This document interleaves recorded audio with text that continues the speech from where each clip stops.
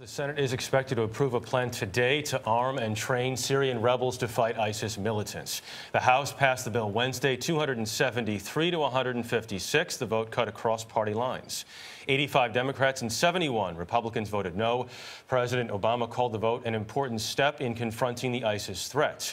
A CBS News New York Times poll shows most Americans support airstrikes against ISIS in Iraq and Syria, but more than half oppose sending U.S. ground troops. Secretary of State John Kerry returns to Capitol Hill this morning. He told a Senate committee Wednesday that more than 50 countries are in the U.S. coalition against ISIS. Kerry said more could join next week as world leaders come to the United Nations General Assembly.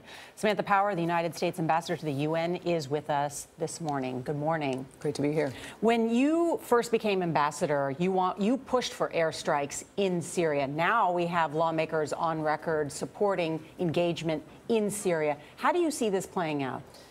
Well, the American people, as the polls show, and members of Congress, as yesterday's vote and today's vote will show, clearly support what the president is doing in dealing with a national security imperative. While there is no threat to the homeland, as the president has said at the present, this we have seen with the beheadings of our young journalists and with the expansionist ambitions that ISIL has, their intention to move everywhere they can. And we've seen what will happen to any American that crosses their path. So the president's intention is to use our unique capabilities to support those on the ground who are fighting ISIL in Iraq and the moderate opposition in Syria.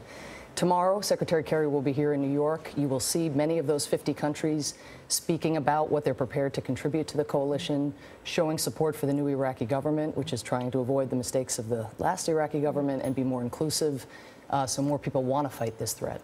You know, you couldn't get that same coalition or that same access to take down the Assad regime, which killed hundreds of thousands of its own people, and yet you can now get it to defeat ISIS or try and defeat ISIS. Why is that? Well, without getting into the past, again, that was about Syrian chemical weapons, which the president also deemed a grave threat. And you'll note, again, because of the credible threat of military force a year ago, Syria's declared chemical weapons program has been destroyed and removed. So I think right now what you're seeing is ISIL is obviously a movement that will not stop unless the international community mobilizes together to stop it. The Journal is reporting this morning that President Obama wants to personally approve any airstrikes inside Syria. What is the thinking behind that? Well, I'm not going to get into internal deliberations beyond saying that the president, this is our national security at stake. This is a very complicated operation. If the moderate opposition do get the support that we are seeking from Congress, we will have on the ground more professionalized troops who have been fighting ISIL for nearly a year, and that's the important ground element to the effort.